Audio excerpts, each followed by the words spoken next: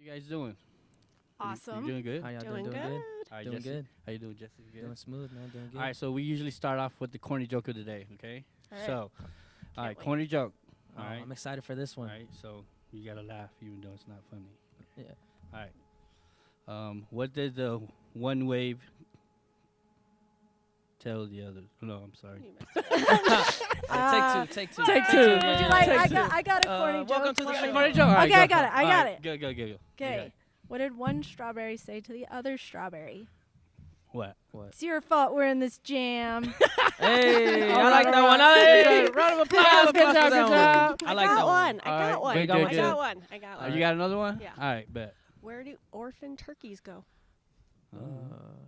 Where? Oreos? Foster farms. Oh. We'll probably cut that one out, but let's round of applause. All right. Okay, welcome to M.A.D Discussions. I am your host, Jorge Casco, George Casco. To my left, I have. Jesse Magana, principal dancer for Fly Dance Company. Absolutely. If you don't know about Fly Dance Company, we're a professional company. We travel all around the United States, all over the world, and we do educational programs, and we do concerts, evening shows, and we like to have a really good time. We dance to classical music. We've been performing with symphonies with Mr. Randy Chaplin from Chaplin Entertainment for about 3 years now, but we've been dancing to classical music for over 25 years. And today we have two special guests, Jess. Okay, so to my right I have. Janell Paris. I'm the marketing and sales director at Cam-Plex Multi Event Facilities. And then next to you we have. I'm Jessica Howard, and I'm the Performing Arts Manager at Cam-Plex. Awesome. Good to have you guys here. Thank you for being a part of the show. Thank you so much. Thank you for having us. We're excited. For sure. So, I just want to get right into it. How did you guys end up in the positions that you are today, right? How did you become the marketing director here? I woke up one day and was like, well, this happened. No. That was pretty fast. Yeah, That's like, pretty good, whoa. right? No, I've spent about 10 years here, and I actually started out as the temporary full-time receptionist up front. So I moved to Gillette 2011 and didn't really know what I was going to be doing, and so I just thought I'd give this a try and get to know people. Yeah. And as I was working, they're like, well, you're kind of cool. Maybe we'll keep you around. I'm Yeah. like, right on. And I just kind of kept moving on up through the ranks, and I eventually absorbed the theater department into the marketing and sales department. And the reason I was able to do that is because I worked basically Jessica's job. Mm-hmm. And with education and experience, that's how I got here. So it was a lot of hard work and, being studious. There you go. Nice. That's the key word, though. Hard work, Yeah, right? that's true. Hard Yeah. work and It dedication. did not. I didn't just wake up one day. It was a struggle. I'm a single mom and raising two young kids. So you have to be organized. You have to have discipline, and you have to know what you want and go for it. You have to have Absolutely. that balance. Absolutely. Jess, how'd you get into your position? I actually had just finished my teaching degree as an elementary school teacher and saw that Cam-Plex was hiring for an arts and education facilitator. Yeah. And so I interviewed for that job because it wrote curriculum, and I thought that was a great little pathway for me to continue down until I could find a teaching career or a teaching job. And I just kind of kept getting promoted, and How was your interview with me? it was horrible. Oh, man. All right, let's touch on that. yeah, What do you mean it was we horrible? got to know about this. Yeah, So we for have sure, to, for I sure. want to know what went It was down. the weirdest interview I had ever been on, and when I got home, my husband asked me how it went, and I was like, that was so weird. They're so strange. Like, Okay, what was weird about it, though? She asked me if I was into pig wrestling. What? Pig wrestling? Well, Oh, man. I was like trying to get to know who she is because By asking her if she loved pig wrestling. yes, you can find out a lot about a person. Absolutely. if I think they- it's hilarious. I'm going to have Pig to write that one wrestling? down. Yeah. I'm going to write that one down. That Okay. needs to be our new questionnaire when we have people in flight. Do you love pig wrestling? Well, I also asked if she'd be willing to scoop up elephant poop. Nice. Yeah. And what position was she applying for at the time? Performing arts manager, The arts and no, it was the arts education facilitator. So I'm sure that's probably the first time, well- that question came up, right? You have to be able to do any job. 100%. Like, you can't just be like, I don't do that. If you want to move up Yeah. and if you want to do new things, you have to be willing. I mean, within reason, obviously. Of like, course. Your Yeah. safety isn't in jeopardy, Yeah. whatnot. But being at an event facility, you literally have no idea what may land in your lap. So a lot of these questions were just to like lighten the mood Yeah. and get to know like how will she respond, because she would be working for me and I am kind of weird and quirky. So you have to be able to handle that for one. Absolutely. And then two, so much about life is being adaptable, flexible, and dealing with multiple personalities. And one thing you can't teach is personality. Yeah. So you can learn new skills, you can acquire education, but if you can't work with people, if you can't be a team member, if you aren't willing to, I don't know, dive in and You got to be led, Yeah, you got to like- be a leader, but also know when to be led, right? Yep. And so a lot of it is just like, is this a personality that's going to, roll with the punches? Being Absolutely. like Right. performers, when course. have things gone absolutely perfect? Never. Man, They never. never do. Yeah. No. Yeah. And so what do? Do you like drip, drip, cry? Or It's an inside joke, y'all. Yeah. Two or drips. or Yeah. do you just like act like this is normal and keep Go going. on. Yeah, the show goes on. 100%. Show But that's goes cool on. because, typically, we think about those moments like when we're performing, right? Or getting a dance company together. But I never thought that, in an office setting, that would actually, you would think that too, right? Personality is a big thing. I would have thought like, okay, well, do they have the experience and are they willing to do X, Y, and Z? But you're like, no, it's really personality first, and then everything kind of comes after that, right? But I have noticed just seeing you guys at the conferences and being able to see how you guys are here at the theater, like you guys are just like, you guys are a bundle of light. You know what I mean? And it's really cool because a lot of times at these conferences, you see a lot of people who are kind of just like going about their business. They're I'm here. I gotta get this. I gotta do that. Right. But it really seems like you guys really enjoy what you do. You're passionate in what you do, and there's a genuine, there's like a genuine thing about you guys about really wanting to bring something good to Gillette, right? Well, I think, especially being in the arts, you guys understand this Yeah. perfectly, I think, is when I took over this position and then when I hired Jessica, I was like, we need to do something new. That we've been we're like in this rut of doing the same thing over and over and over again. What type of stuff did you usually do? Like, It was usually Ballet and like, okay, so this is where business comes in. Like, you have to have a love and a passion for the arts, but you also have to know who you're exposing the arts to. absolutely. So if you can't get someone excited to come to the show, why are you booking it? And that's what appealed to us about what you guys do, Fly Dance Company. Yeah. You're bringing culture, movement, art, but in a really fun and engaging way. And those you. are the types of things we were looking for. Like, I need shows that connect with these kids in our community. Yeah. And if Thank you you. strictly book let's say I was into interpretive dance, Yeah. beautiful art form, that wouldn't work here. Correct. Just because it doesn't connect with them. So what we in these conferences, talking to performers and agents that we've never talked to before, and just looking at reinventing yourself. And as Yeah. you know, if you guys don't reinvent yourselves constantly, you become stale, boring, and you lose a light. Yeah, speaking of reinventing, I think especially with COVID, we've Yeah. number one, this podcast is part of that, because we can't tour as much. A lot of our shows, 90% of our performances.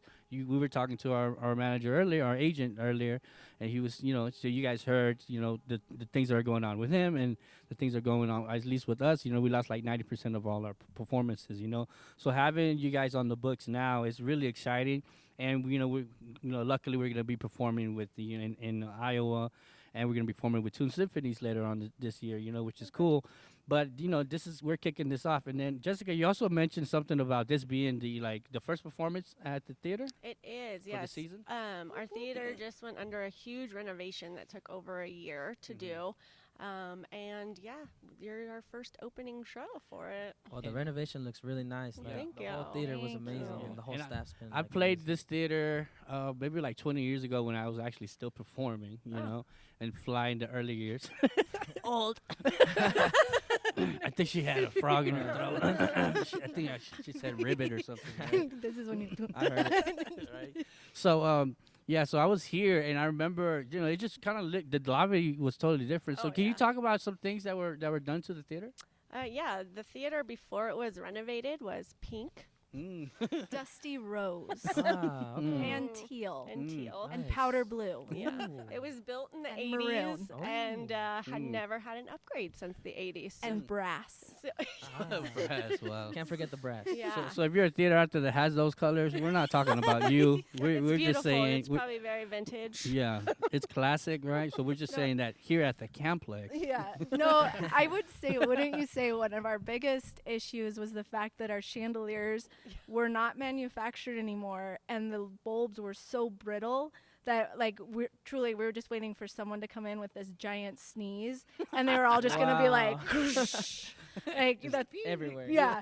And then that we had these barrel skylights Yeah. that were they had a life of 10 years. We made them last 35. Wow. So I mean, we've taken care of this facility Yeah. as if building it, the money came out of our own pockets. Yeah. So huge shout out to our maintenance teams Yeah. and keeping. Let's For give the real. tech crew and Yes, let's give a big Adam shout and out. Morgan and everybody else a big round of applause. Yay. Good job, good job. Yep. Jesse, what was your initial thought when you walked in, and saw the size of this theater? Man, as soon as I walked in, it was just like mind blowing to me because, like you said, we haven't performed in over a year, Yeah. and for us to come back and have our first show of the year, it was just like going back in time and just remembering the good times when we were just like performing on a regular basis. Yeah.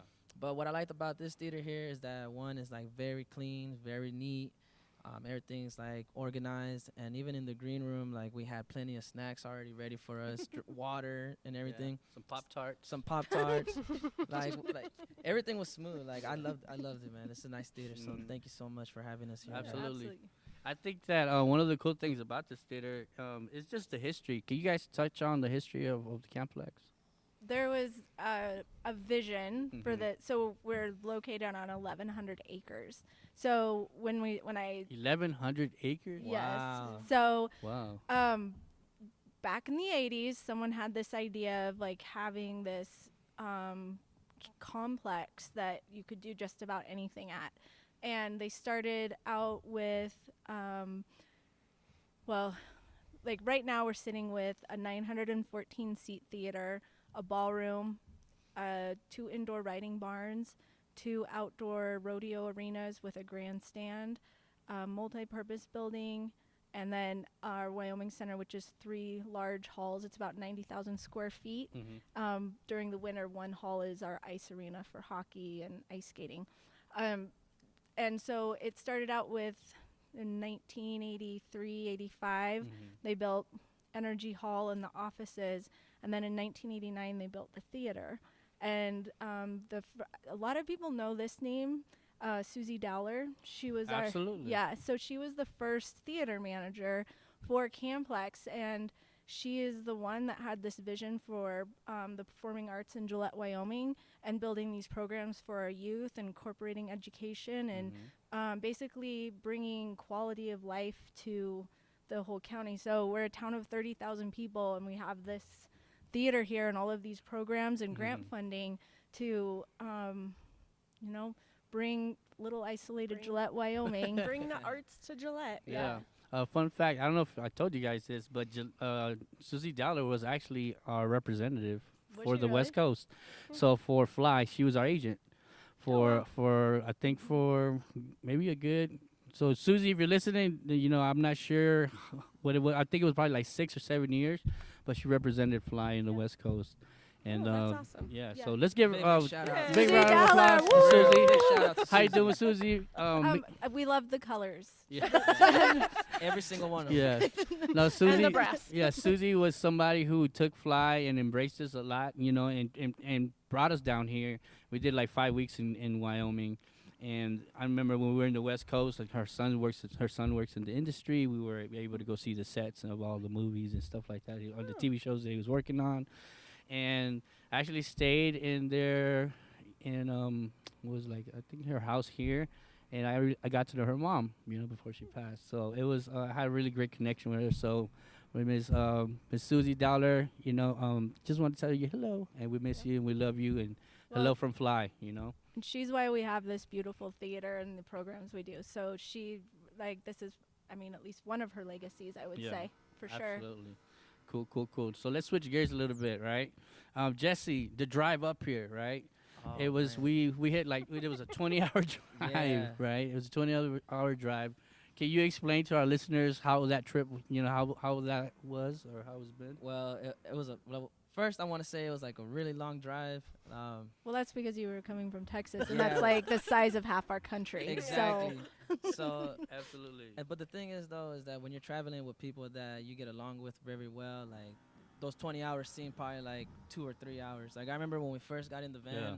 man, we were also like, we were all hype, or like our energy was through the roof. Like Yeah. we're like, yo, we're going on our first show. Mm-hmm. And to have that feeling again was just like, it was like a burst of energy for me, you know? And so being on that road trip though, like we were just joking around the whole time. Yeah. And I think that camaraderie between us, you know, it really helps the time go by fast, Mhm. and you can experience so many different good memories. And Yeah. the 20 hours though, man, I- that was not easy. I'm not, Well, not gonna lie. I I felt like think a what helps pretzel. is that we drive through the night, right? So Mhm. Chris Cortez, one of our directors, you know, took majority of the actual drive, and then Adam took the rest of that, right? So then we came down. The guys slept through the night, so they woke up and 10 hours are gone. So now it's another 10, right? And then we get here. We got to the hotel. We checked in, got ready. We came straight over here. So talk about the performance, Jessica. You saw the performance today. I did. What did you think? It was great. The kids loved it. There was a lot of participation. They were screaming. As important as it is for you guys to be on the stage performing again, I think it's really important for the audience to see live performances again. So who knows? A lot of those kids probably haven't seen anything in 2 years. So. I also wanted to say, like, what are some of the challenges that you guys face being in the positions that you are, right? As marketing director, and then Jessica, your position, right? So what are some challenges that you guys face?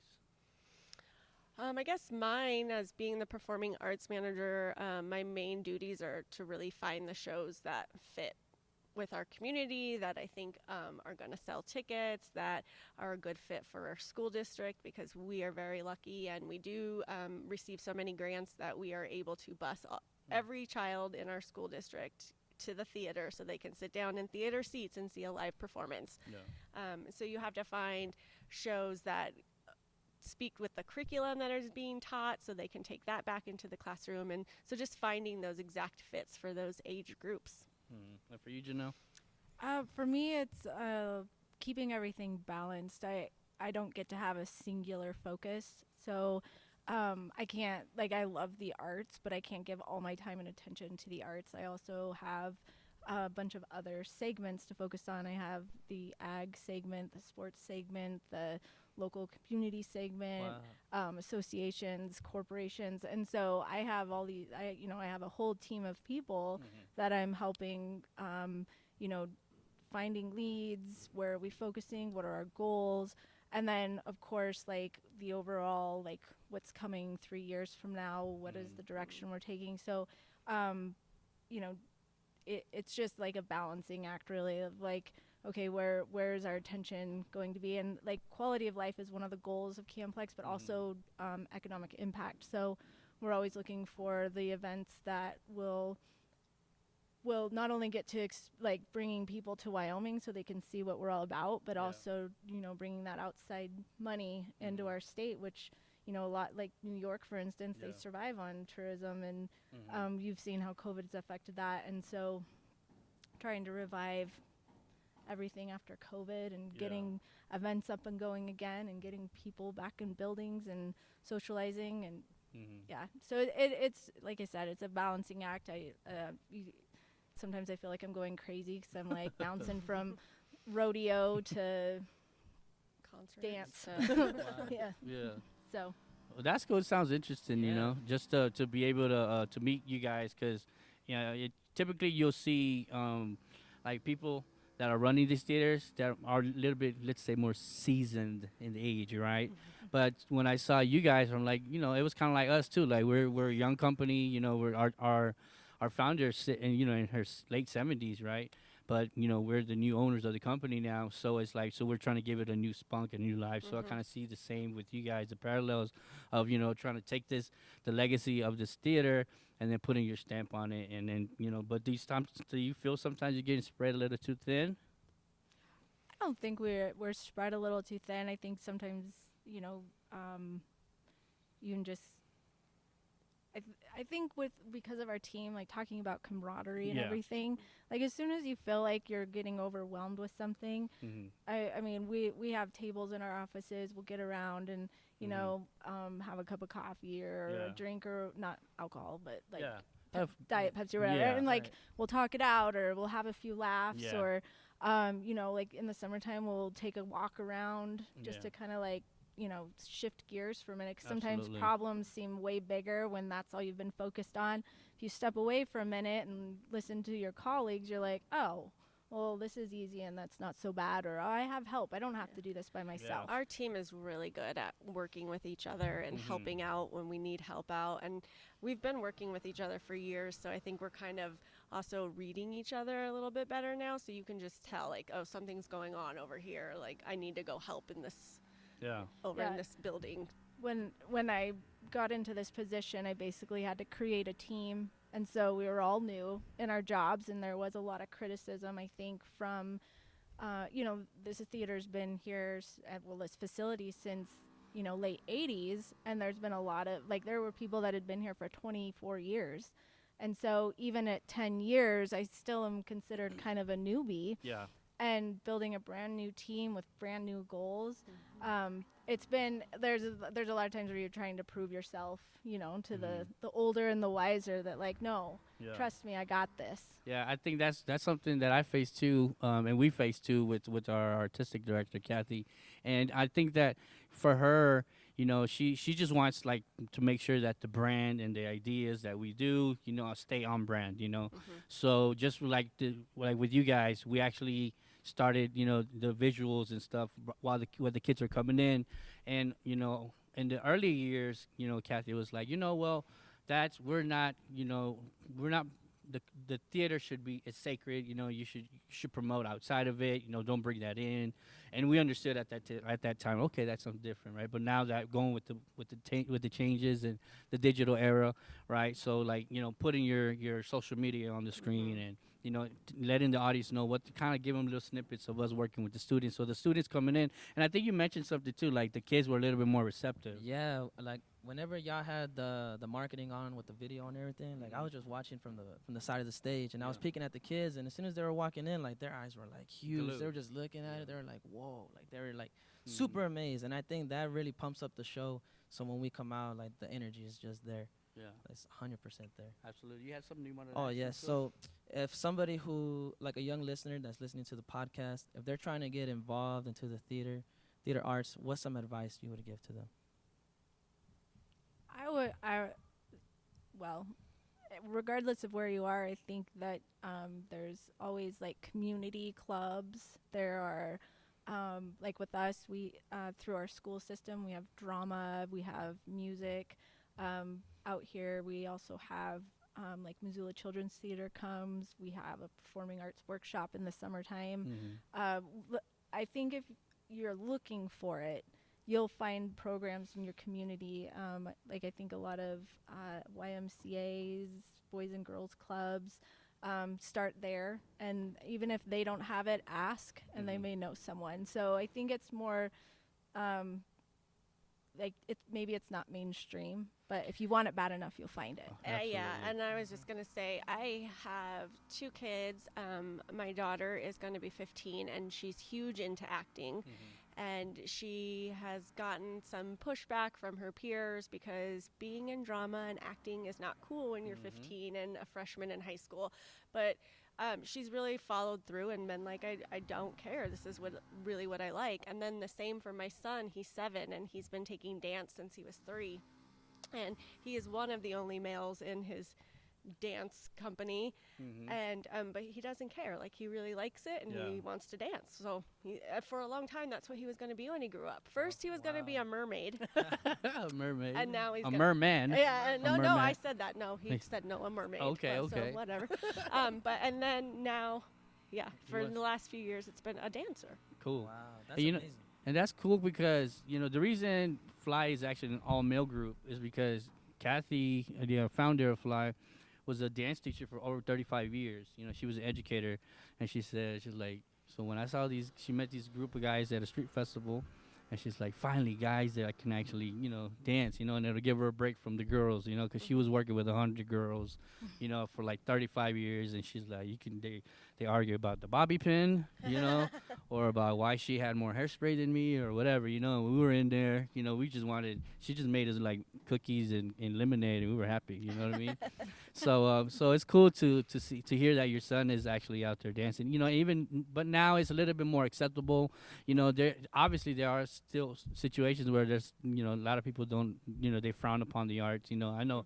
They used to arrest me for dancing. We used to get harassed for break dancing. I used to get lunch detention and all kinds of stuff. We'd walk down the street, and the cops would roll up on us, and they thought we were a gang. We were just performing. You know what I mean? Like West Side Story. But then what's crazy about that too is that we would get in trouble in school for that, but then they would want to hire us to do like a pep rally or 100%. Yeah, so they like would it'd be a twist. Yeah, they would invite us to do pep rallies and parties and all kinds of stuff, the principals and stuff. But then they'd see us and they're like, you're not on insurance, you can't break dance. If you do it again, you're getting lunch detention. We're like, what are you talking about? I'm walking down the highway doing the step. What did I tell you? They grab you by your pants, throw you in there, But that's just them. Just did it, I guess. I'm like not making excuses for them, but that's my truth, But I'm glad that your son is excited to dance, and with all the TV shows now and everything, and it's more acceptable for, I guess, males to dance. I think that's kind of cool.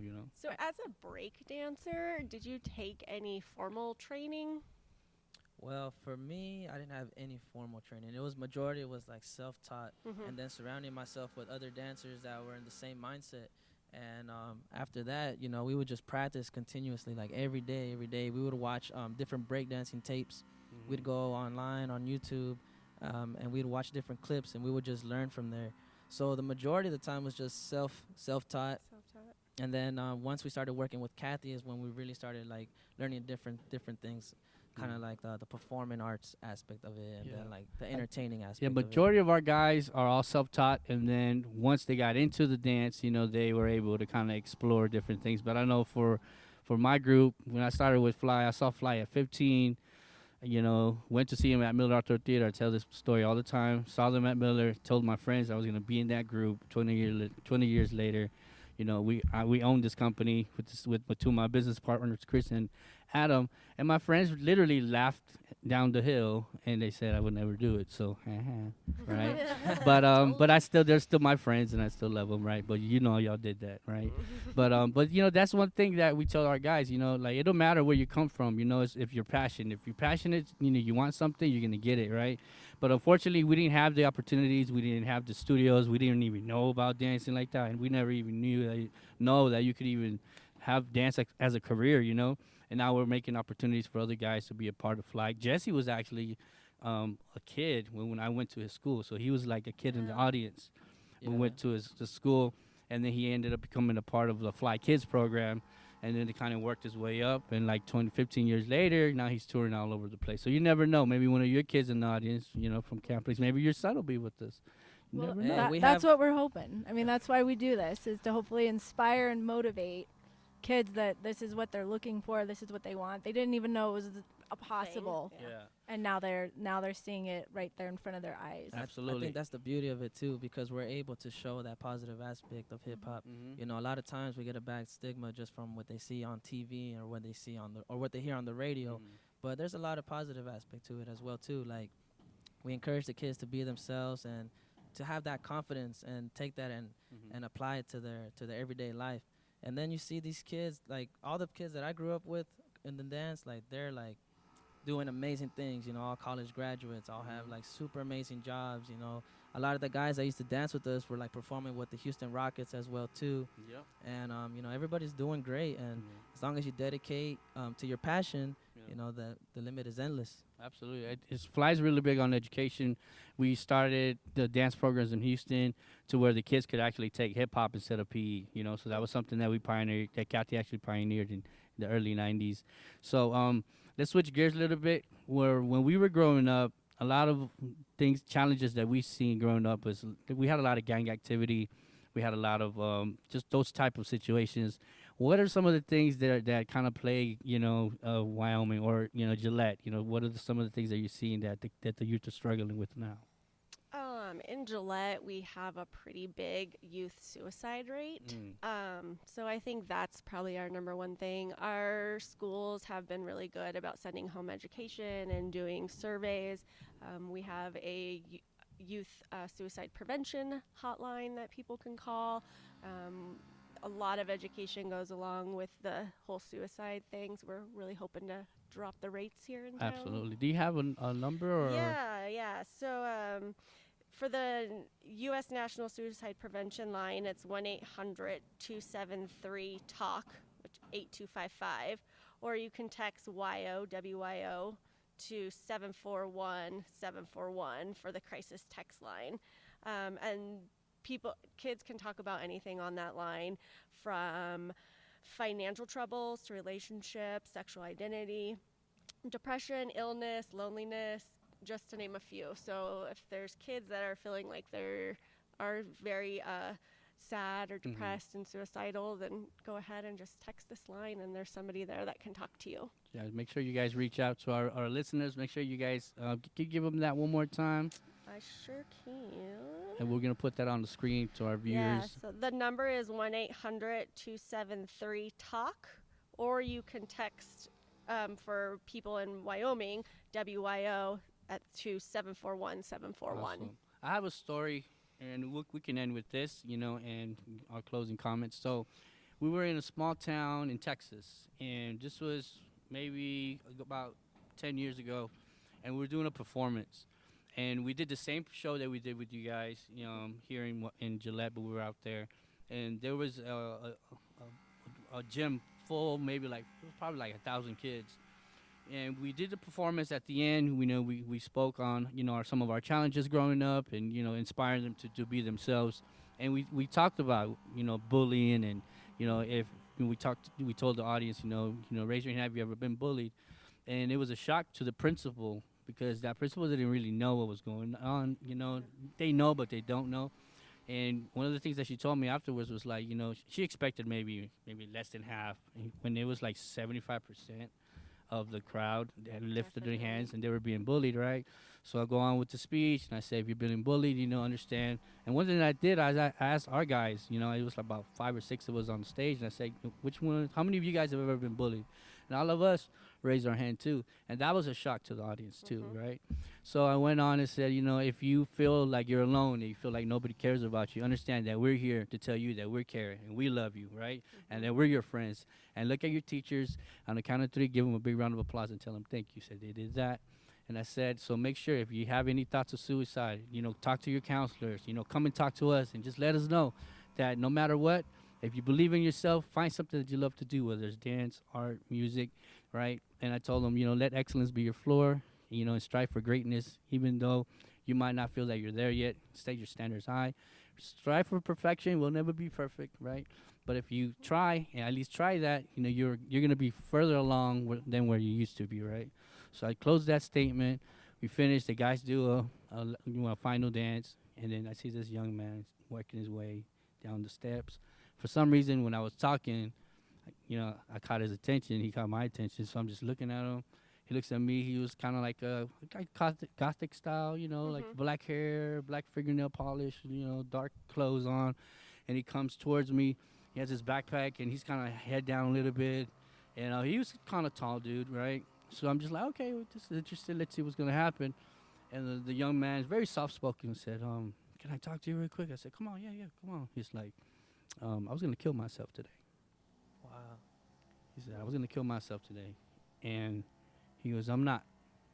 Because I feel like the words that you were saying, you know, I really felt what you're saying. And I'm just letting you know that your message was inspiring. He goes, and I'm not really into hip hop. He's like, I'm not, but what you did, I listened to like rock and roll music, and you know, he names different artists. I said, oh man, I love these guys. I love this. I listen to that. So we made a connection there, and he's like, I just want to let you know, man, that I'm, you know, I think I can make it, you know. And I grabbed the principal, and then we just hugged, and she connected him with the counselor. And, you know, and we found out later on through emails and stuff that, you know, he actually turned his life around as far as mentally. You know, That's mental great. illness is something that's It's- very serious. It is. All right, so wherever you're at, young man, let's give you a round of applause. All right, Big shout out. big shout out to you because you're an awesome dude. I'm sure you're doing great things. So, Miss Janelle and Miss Jesse, anything you guys want to say? Any closing comments?